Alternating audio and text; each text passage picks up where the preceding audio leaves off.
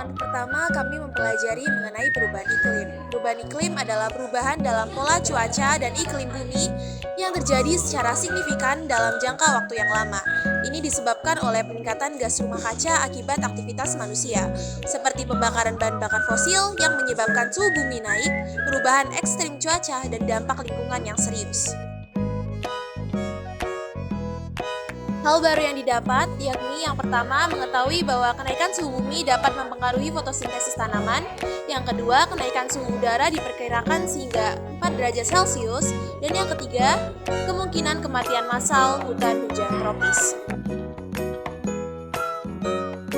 Pada hari kedua, kami mempelajari mengenai gas rumah kaca. Gas efek rumah kaca adalah gas-gas dalam atmosfer yang menangkap panas matahari dan mempertahankannya di bumi, menyebabkan peningkatan suhu global. Ini menciptakan efek rumah kaca alami yang mendukung kehidupan di planet kita.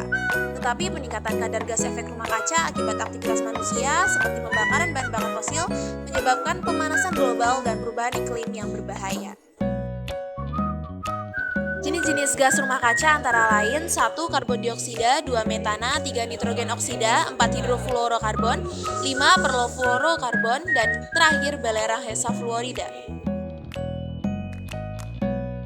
Yang ketiga adalah penyebab jejak karbon. Pada hari ketiga, kami mempelajari mengenai jejak karbon. Jejak karbon merupakan jumlah emisi gas karbon dioksida yang dihasilkan dari aktivitas manusia. Nah, penyebab dari adanya jejak karbon yakni yang pertama aktivitas pabrik, yang kedua polusi kendaraan, 3. limbah rumah tangga, 4. penebangan pohon, 5. penggunaan listrik, dan yang terakhir pertumbuhan penduduk. Sebenarnya penyebab dari jejak karbon ini masih banyak, hanya saja yang kami bahas dalam P5 adalah 6 yang telah saya sebutkan tadi. Pada hari keempat kami menghitung jejak karbon. Nah, dalam penghitungan jejak karbon ini, kami mempelajari mengenai cara menghitung jejak karbon dari website Institute for Essential Service Reform. Dampaknya, kami menjadi tahu seberapa banyak karbon yang kami sumbangkan kepada gas rumah kaca, sehingga membuat kami sadar untuk lebih hemat energi agar dapat mengurangi jejak karbon di atmosfer. Di hari kelima, kami membuat komitmen dan tata cara untuk mengurangi produksi karbon yang membuat kami sadar dalam hal ini.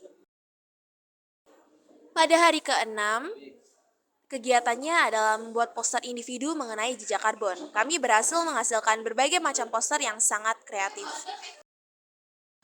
Pada hari ke-7, kami menyiapkan bahan-bahan untuk melakukan kampanyenya, yakni dalam bentuk poster dan yel-yel yang dilakukan secara berkelompok. Nah, dalam kelompok ini terbagi menjadi 6 kelompok di kelas 10E.